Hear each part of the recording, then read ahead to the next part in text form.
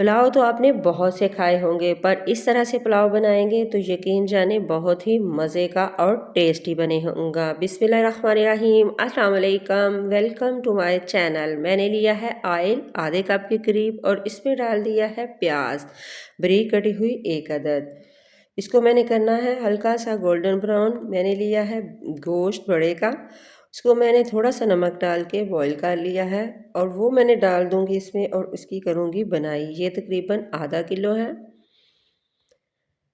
और 3 पाव मेरे पास चावल है जो कि मैंने धो के भिगो के रख दिए हुए हैं।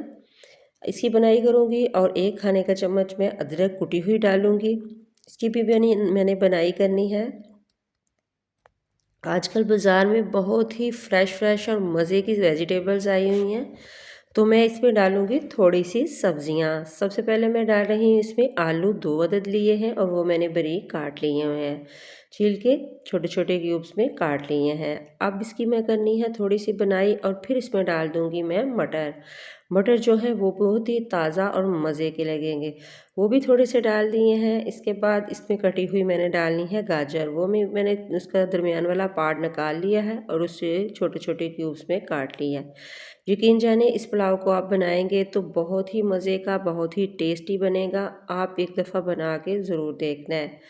इसकी करनी है थोड़ी सी मिक्सिंग और इसमें डाल दूंगी मैं टमाटर। टमाटर मैंने 2 अदद लिए हैं दरमियानी साइज़ के और वो भी मैं इसमें डाल दूंगी और इसमें डालूंगी बाकी खुशक मसाले।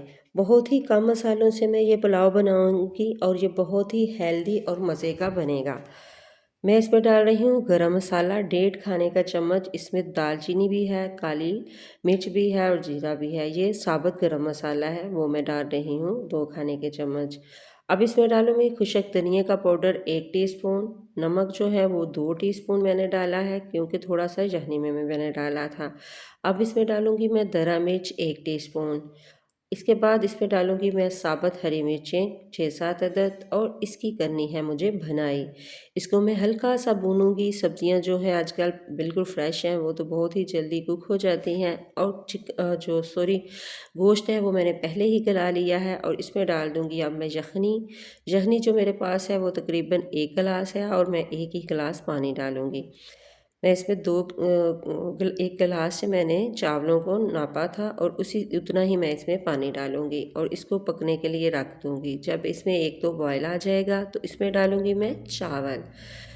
इसका चेक करूंगी और इसका नमक भी चेक करूंगी और देखूंगी कि वेजिटेबल्स जो हैं वो अच्छे से कुक हो गई हैं, तो इसमें डाल दूंगी मैं चावलों को। तो इसी स्टेज पे आपको मेरी वीडियो ज़रा सी भी अच्छी लगे तो प्लीज़ आपने करना है सब्सक्राइब, लाइक शेयर ज़रूर करें, वीडियो को पूरा देखा करें। ये आप लोगों की दुआएं और प्यार है।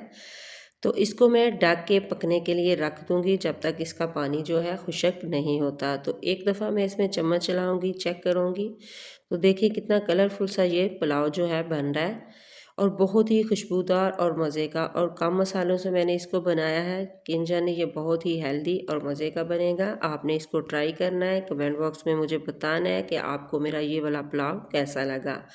और इसका एक एक दाना चावलों का जो है वो खिला खिला बनेगा। मैंने इसे डबल रुमाल का दम दिया है और ये देखिए इतना खिला खिला सा ये पुलाव बन के रेडी हुआ है कि एक एक दाना जो है वो बिल्कुल अलहदा है।